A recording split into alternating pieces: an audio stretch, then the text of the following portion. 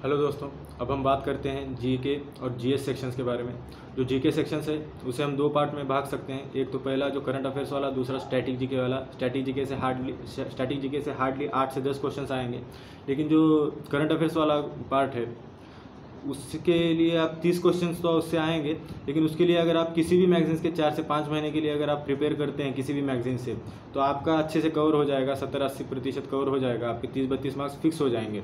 बस आप किसी भी मैगजीन के 4 से 5 महीने के परफेक्ट कीजिए, बस यही है। अगर आप 2 मैगजीन से करते हैं तो बहुत अच्छा होगा, क्योंकि उससे ज़्यादा इन्फॉर्मेशन कवर हो जाएगी।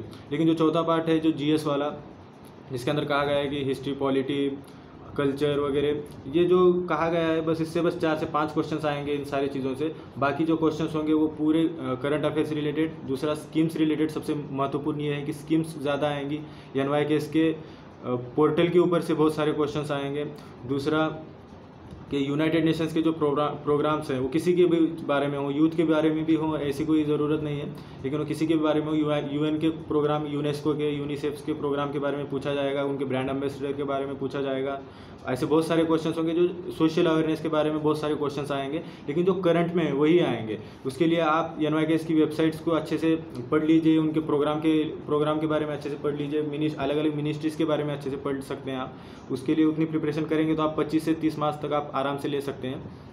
और 60 दोनों मिलाकर आपके 60 मार्क्स होते हैं तो एक्सेलेंट है। 55 से 60 मार्क्स आपको आराम से आने चाहिए, बस इतना ही।